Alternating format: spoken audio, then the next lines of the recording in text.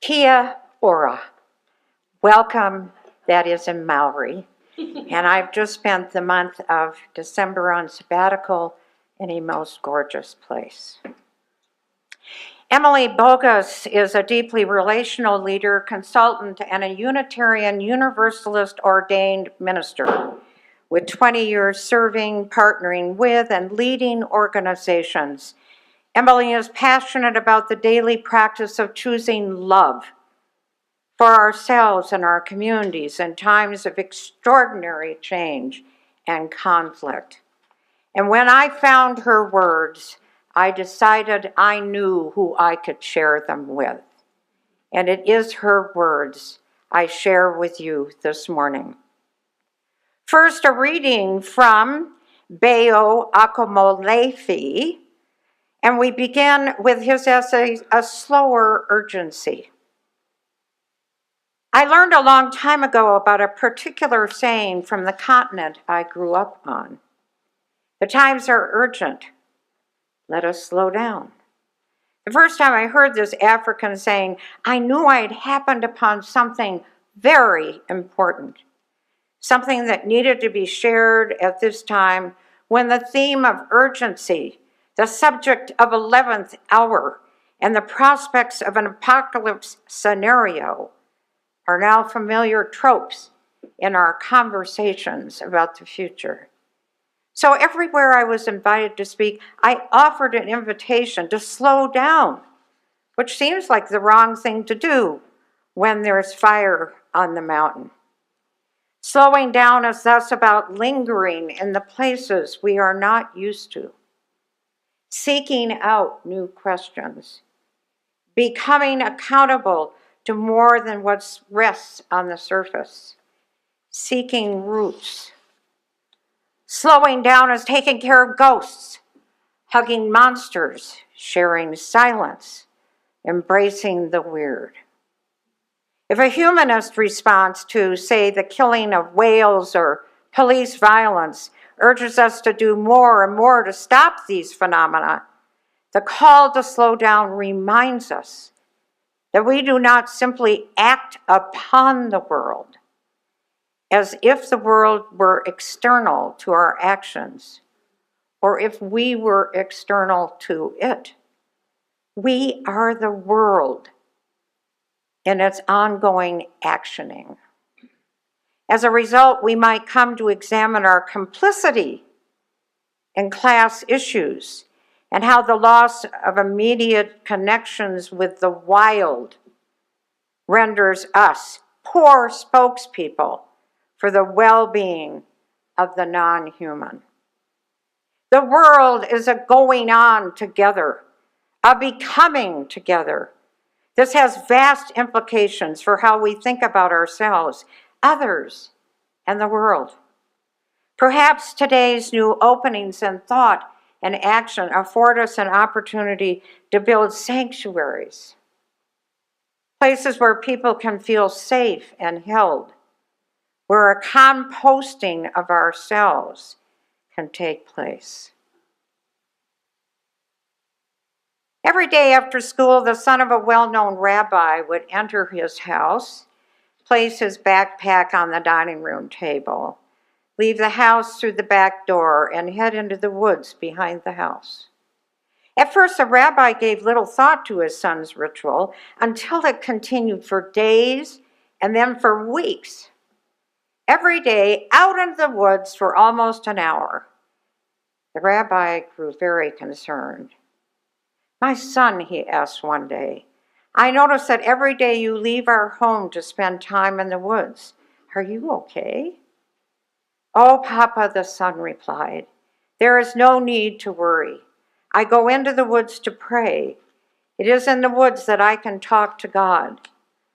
Oh, the rabbi said, clearly relieved, but you should know that God is the same everywhere. Yes, Papa, said the boy. I know that God is the same everywhere, but I am not. There is such a thing as sacred space and sacred time. When we enter it, it opens us to the divinity within and the divinity without. It helps us find our center. It may be available to us in all spaces and all times, but some spaces sometimes don't work for us because we are not the same everywhere. I wonder, how many of us live our days like the boy? Entering our homes, putting our work down, and going to our sacred spaces. How many of us, after a long day, release our burdens and make the time to find our center, our sense of what is holy? Someone recently shared with me, almost in a whisper, I miss the slowness of time in that first year of the pandemic. Is that wrong? I feel like we're back to breakneck speed. I've said it once and I'll say it again, the wisdom of Peter Drucker, who's one of my favorite management people. Culture eats strategy for breakfast. Even when the best of intentions to live a slower pace of life, America's dominant culture takes pride in its fast-paced urgency. Culture eats our intention for breakfast. My grandmother has a framed cross stitch on her wall that reads, "To rest is to rust. We can sleep when we're dead." Welcome to grind culture, says Tricia Hersey, a performance artist and activist, a theologian and a daydreamer. She calls herself the Nap Bishop, and her ministry is called the Nap Ministry. When people enter Tricia's nap retreats, they're often surprised. They think they've come to nap so that they can return to grind culture well rested. What people aren't expecting, Tricia says, is that she's calling them to resist grind culture. Full stop. She not only hands them a blanket, she also hands the participants a metaphorical flamethrower so they can burn the culture of grind to the ground. Rest is, in fact, resistance. And she's calling on all of us to join together and resist. The times are urgent, says Bayo. Let us slow down. Imagine a world where naps are essential to human flourishing. The Nap Bishop says rest is a form of resistance because it disrupts and pushes back against capitalism and white supremacy. Both of these toxic systems refuse to see the inherent divinity of human beings, not to mention the planet, and have used human bodies, especially black and brown, as a tool for production, evil, and violence for centuries. Grind culture has made all of us human machines, willing and ready to donate our lives to a capitalist system that thrives by placing profit over people, profit over our planet. The Rest is Resistance movement, says the Nap Bishop, is a connection and a path back to our true nature. We are stripped down to who we really were before the terrorism of capitalism and white supremacy. That's when we learn that we are enough. That's when we claim our divinity. God might be everywhere, but it's nearly impossible to find our center in grind culture. The rabbi's son goes to the woods to find his center because the dominant culture stops him from experiencing divinity everywhere. His trip to the woods is an act of centering. It's one of resistance. One Sunday, our junior high class gathered to watch a Twilight Zone episode called The Obsolete Man. The host, Rod Serling, tells us that the episode is set in a future, not the one that will be, but one that could be. And we enter a scene where a man is put on trial for being obsolete, no longer productive, no longer worthy. In this future, the state has banned books, and the man is a librarian, and therefore the man is now obsolete. If found guilty of being obsolete, the librarian will be put to death because he has now no value. In his youth, he had been a carpenter. Producing furniture is valuable for the state. If he had remained a carpenter, he would not be obsolete. But the librarian chooses to resist. His method of resistance? Reading. At the end of the episode, Rod does something unexpected. He reappears on the show to give a moral. Any state, any entity, any ideology which fails to recognize the worth, the dignity, the rights of everyone, that state is obsolete. You might recognize those words, beloved, because they're the first principle we hold. We Unitarian Universalists affirm and promote the inherent worth and dignity of each and every human being. It so happens Rod was a member of the Santa Monica congregation, and he wrote this episode in 1961, the same year that Unitarian Universalists voted to create and live by our principles. Tricia Hersey calls us to view grind culture through a similar lens.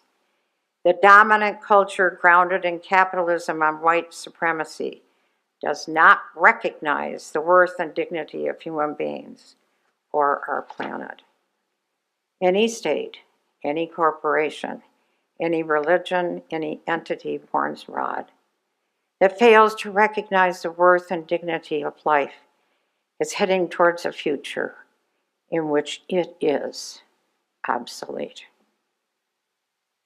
The times are urgent, my friends. Let us slow down. Imagine a world in which you are worthy just for being alive. You are valued. How many of us are exhausted? How many of us are facing an even more exhausting week? How ironic that we have lived with a deadly virus for some years now. In experiencing this, we've been on the receiving end of a teaching that challenges us to take our exhaustion seriously. It seems we've not been listening. Culture eats strategy for breakfast. Keeping us exhausted is intentional, because if we're exhausted, we won't have the ability to dream of new possibilities for ourselves and for our world. It keeps us in a state of despair.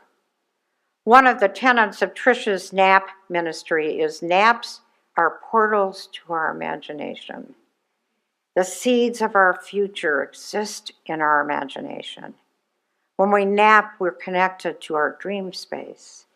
Grind culture steals from us that space of dreams and imagination and futures. Remember, oppression has been imagined. Liberation can be imagined too. It will require us to take our imaginations back. It will require us to slow down. It will require us to rest. Nancy Ambrose was the grandmother of the prophetic mystic Howard Thurman. She was born a slave, and as a little girl, the white preacher would come to the plantation and offer a service to her community. Years later, she told her grandson about a moment that changed her life forever. The preacher looked her and her community in the eye and said, "If you remember one thing and one thing only, I want you to remember this. You are not slaves. You are children of God." And for the rest of her life, Nancy Ambrose held this truth inside of her. It was her center. No one could ever take that away from her. Her grandson went on to meet Mahatma Gandhi, the guru of nonviolent resistance. Gandhi taught Thurman to resist small acts of evil. Don't begin with the big evil in the world. Start small. Resist small acts of evil and work your way up to the bigger ones. Howard returned to the United States, and his small act of resistance was to teach folks, especially Americans with their backs against the wall, the marginalized, people of color, the poor, how to create a sense of inherent worth and live from a place of dignity. If the dignity of a person can be restored, If a person can claim his or her worth, he said, it stabilizes the ego, it increases self-esteem, and it gives one the courage to question oppression. And just how did Howard teach his people to do this? He taught them how to sit in silence, like engaging in a bit of a nap. It seems like such a small act, and it is. But the writer Maggie Smith reminds us to remember geologic time, how the slightest shift, imperceptible daily, carves canyons and makes mountains. We have to trust that our small acts of resistance are making progress, even if we can't yet see it. The times are urgent, beloved. Let us slow down. Imagine living from your center every day. Imagine claiming your worth every day. Imagine your dignity restored. Because if we can do that, no one, not single person, can take that from us. Rest is resistance. I've decided to follow in my grandmother's footsteps. I'm learning how to cross-stitch. It's a gift for my future grandchildren, and one day I'll frame it and give it to them. It will say, to rest is to resist. Amen.